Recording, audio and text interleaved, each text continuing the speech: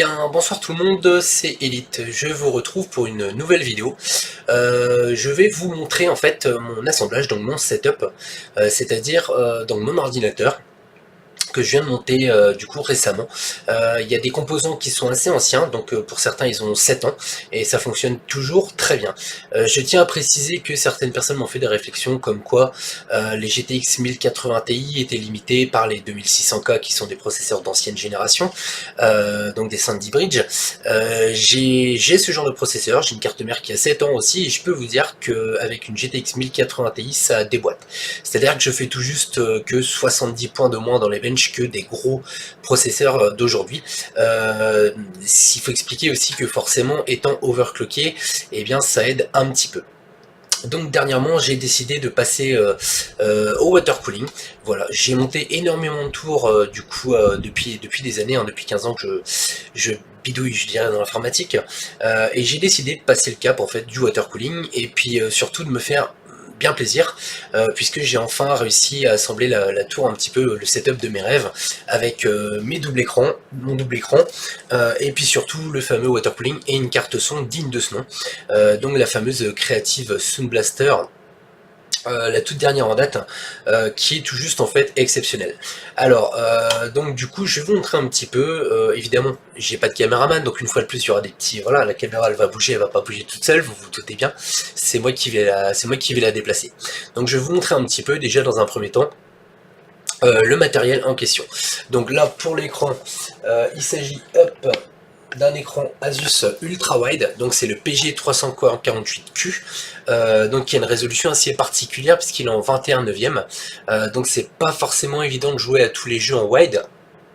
Mais en tout cas, tout ce que je peux vous dire, c'est que honnêtement, il arrache. Vous avez des dizaines de réglages possibles qui sont super sympas. Vous avez des possibilités de customisation. Alors déjà, au niveau des réglages ici, c'est un petit joystick qui est derrière, qui est vraiment chouette. Donc vous avez le filtre de lumière bleue, évidemment, qu'on retrouve partout aujourd'hui, qui permet d'atténuer un peu l'effet de vous arracher un peu moins les yeux et de vous fatiguer un peu moins vite. Différents types en fait visuels, un overclocking possible pour l'emmener à 100 Hz, et croyez-moi que c'est largement suffisant puisque ça vous permet d'avoir réellement 100 FPS à l'image. Oui, mon bureau couine un peu, effectivement. Alors, on va retrouver aussi des possibilités donc de mettre par exemple un viseur pour les FPS, c'est-à-dire qu'il va remplacer le viseur de base qui existe dans le jeu. Ouais, il va falloir que tu mettes un peu de dégrippant, je crois, sur ce, sur ce truc. Sur ce bureau. Donc là, on retrouve, comme je vous disais, ici, la possibilité de mettre un viseur, une minuterie ou le compteur FPS directement intégré. Donc il suffit de valider. Et puis après, vous pouvez, il va s'afficher ici, ou éventuellement le viseur va s'afficher au milieu de l'écran dans tous vos jeux préférés. Donc ça marche vraiment très bien. C'est une fonction qui avait été, c'est pour ça qu'il avait été primé au niveau du CES. Il a vraiment un temps de réponse qui est tout à fait plus que correct. Moi je trouve qu'il fonctionne vraiment très bien. À côté, j'ai mon vieil écran, donc qui commence à dater, le HP 24 W2408H, qui était tout juste très bien. C'est-à-dire que je m'en suis servi pendant 6 ans et j'en suis toujours aujourd'hui extrêmement satisfait, malgré que j'aime pas du tout les produits HP, qui sont pour moi des produits, voilà, ils font beaucoup de choses qui sont pas très bien conçues. Quand on les démonte, on se demande si les ingénieurs avaient un petit peu bu éventuellement avant de concevoir le produit. Mais bon, mis à part ça, ils ont fait des bons produits et cet écran-là en fait partie. Dernièrement, j'ai acheté le fameux casque, donc le Skillcorp H20, sur lequel j'avais fait un unboxing. Donc on peut voir qu'il y a un design plutôt sympa. Alors au niveau de l'audio, moi je suis vraiment ultra satisfait de ce casque qui vaut juste 89 €. Par contre, point négatif, le poids du câble qui est vraiment très lourd et du coup qui vous tire un peu sur la tête. Et surtout le micro qui est franchement pas super génial. Il est juste normal en fait. Ça suffit. Je voulais pas un micro professionnel, mais je trouve qu'il est un petit peu en retrait, et puis c'est pas forcément terrible. Après, c'est vrai que prendre un micro USB, c'est pas terrible. Micro casque USB, c'est vrai que j'aurais pu profiter du traitement de ma carte son en le passant en jack. Alors, on va passer du coup un petit peu donc à la configuration en question, donc la tour, qui est la tour Cooler Master Cosmos 2 édition 25e anniversaire. Alors, on va jeter un petit coup d'œil tout d'abord sur le dessus, pour voir un petit peu à quoi elle ressemble sur le dessus. Voilà. Donc sachant que du coup il y a un water cooling, pour l'instant c'est juste en push à l'intérieur avec les deux ventilateurs d'origine fournis avec le Kraken NZXT X62. J'ai deux graveurs Plextor, du coup PXL 890 SA qui sont là depuis 6 ans, pareil, qui me rendent de très très bons services. Et puis on va retrouver après, je vais vous montrer un petit peu, je vais bouger la caméra et la descendre pour que vous puissiez voir un petit peu, je dirais la magnificence de la tour en elle-même, parce qu'elle est vraiment magnifique. J'ai passé énormément de temps à faire tout ce qui est câble management, et je peux vous dire que c'est vraiment pas évident du tout de passer, je sais plus combien il y avait de câbles, mais c'était tout juste énorme. J'ai dû mettre 167 colliers au total pour faire tout le câble management. Et donc la tour à l'intérieur, elle est composée d'une GTX 1080 de chez Zotac. Alors je vais descendre le trépied pour pouvoir vous montrer ça plus en détail. Alors évidemment la vidéo c'est pas pour voir mon visage, c'est vraiment pour voir la machine en question, parce que je voulais vraiment faire partager mon expérience du coup avec cette machine que j'ai montée, sachant que c'est pour moi vraiment la configuration ultime. Donc voilà, on peut voir un petit peu mieux la machine en question. Et comme vous pouvez le voir, elle est vraiment tout juste magnifique. Alors tout est réglable, c'est-à-dire que les ventilateurs ici en bas NZXT, donc ce qu'on peut voir ici, on peut absolument régler toutes les couleurs, etc. On peut faire des effets dessus, retarder, aller en avant, en arrière, enfin tout est absolument configurable. Donc ça c'est les NZXT, donc HUE 101+, qui sont totalement configurables, qui sont donc reliés à donc le boîtier HUE+ de commande pour pouvoir les contrôler avec le logiciel NZXT CAM. Donc on voit ici évidemment en énorme, c'est marqué dessus, donc la Zotac GTX 1080 Ti AMP Edition, donc la plus grosse Zotac à part la PFG qui est distribuée que sur le marché asiatique, et je peux vous dire que clairement elle envoie tout juste du bois, c'est carrément énorme. Et on voit sur le dessus, si vous regardez bien, je vais me rapprocher un petit peu, la fameuse carte Sound Blaster, avec des effets Aurora, etc.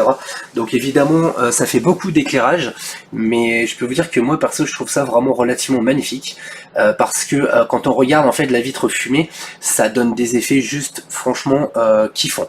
Alors au niveau du processeur, donc c'est un Core i7, Intel Core i7 2600K qui est actuellement à 4400 MHz. Bon, je l'ai déjà monté à 5 sans problème.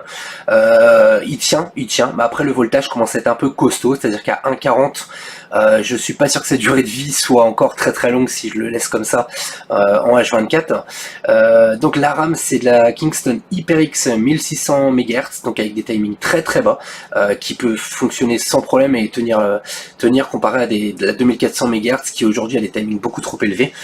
Donc voilà, c'est peut-être du matériel qui est relativement ancien, mais je peux vous dire que ça tient encore largement la route aujourd'hui. Donc le tout est épaulé du coup d'un SSD Samsung 850 Pro de 256 Go, et en stockage j'ai donc 1 Tera 5 pour mes jeux Steam, mes logiciels et mes téléchargements, etc. Et on voit absolument pas les disques durs, tout simplement parce qu'ils sont à l'heure actuelle refroidis ici avec les deux ventilateurs de chez NZXT.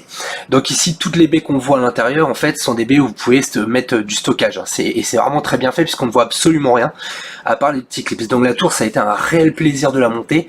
Juste problème au niveau du câble de l'alimentation CPU.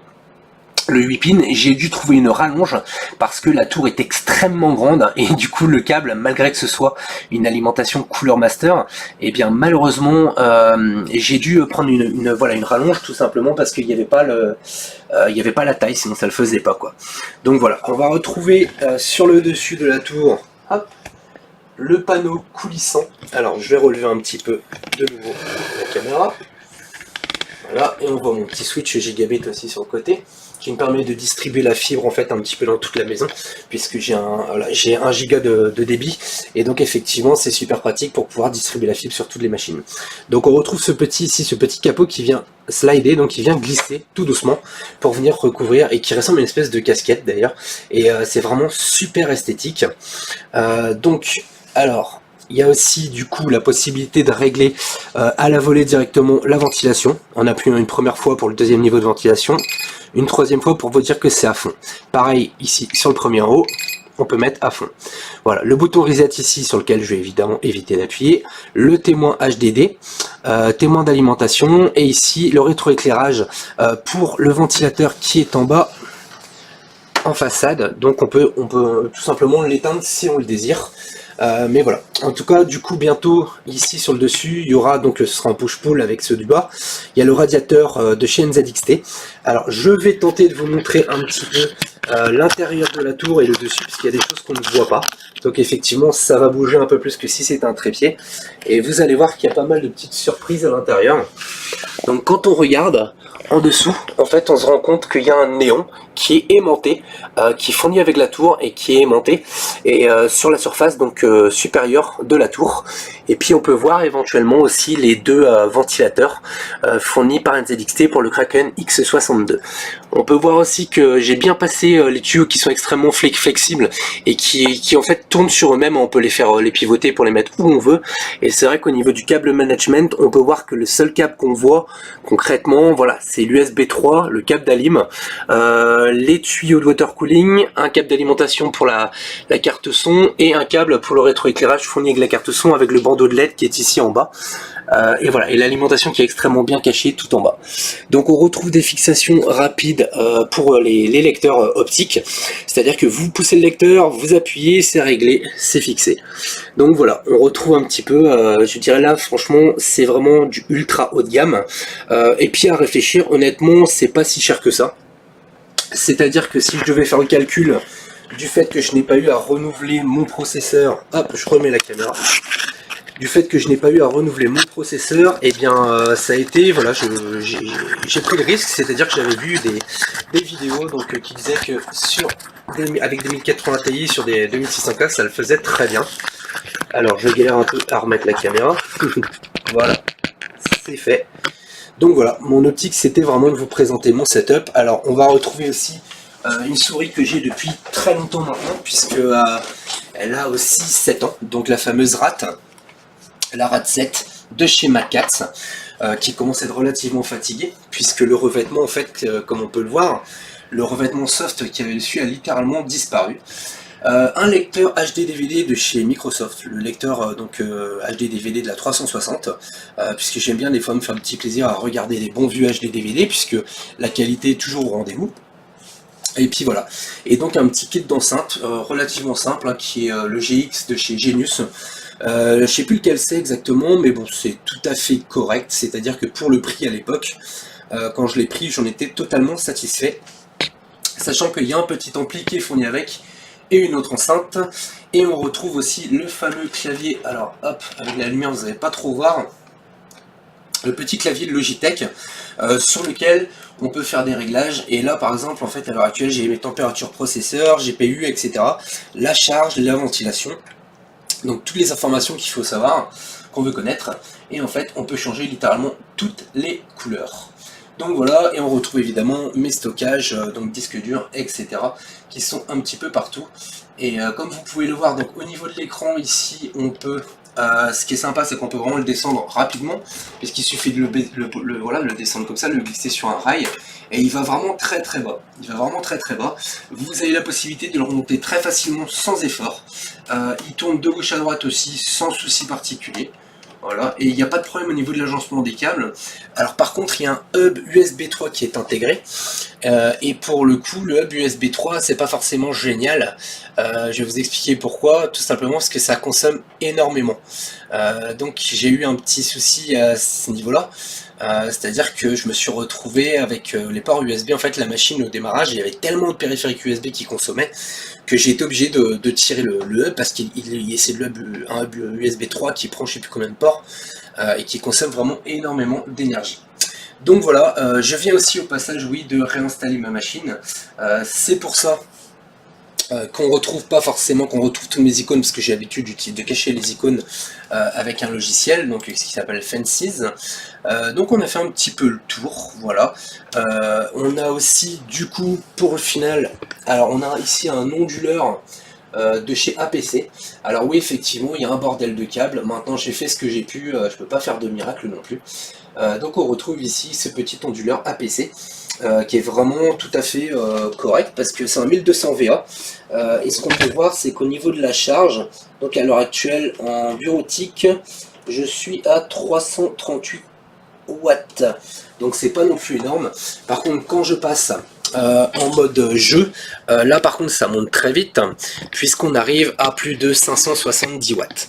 Pour vous dire que l'alimentation c'est une 850 watts, donc il y a encore quand même vachement de marge. Voilà, donc sur ce, bah écoutez, je vais vous dire à la prochaine pour un nouvel assemblage, puisque je pense que je vais faire régulièrement des vidéos des machines que j'assemble, de par le fait de ma création d'entreprise, pour pouvoir communiquer un peu sur les produits haut de gamme que je vais concevoir, sachant que voilà, il y aura des petites surprises au bout, et vous verrez que je pense que voilà, en Bretagne, il n'y a pas beaucoup de monde qui conçoit ce genre de machine, et j'aime bien en fait faire plaisir aux gens, et je sais qu'il y a beaucoup de clientèle gamers qui n'attendent que ça. On m'a dit oui, vous savez, les gamers ils montent leur machine, oui. Ah oui, certes, certains gamers montent leur machine. Maintenant, certains ils ont le budget, mais ils savent pas le faire parce qu'ils ont peur. Ils ont peur de manipuler, ils savent pas bricoler, et ils veulent quand même une grosse machine de gamer. Et je vais répondre tout simplement à ce besoin, donc dans les mois qui viennent. Voilà, donc je vous dis sur ce, écoutez, à très bientôt. Et puis bientôt pour une nouvelle vidéo. Donc je sais pas, la prochaine, j'ai des petits logiciels à vous faire découvrir qui sont plutôt pas mal. Donc sur ce, je vous souhaite à tous une excellente soirée et je vous dis à très bientôt. Salut à tous!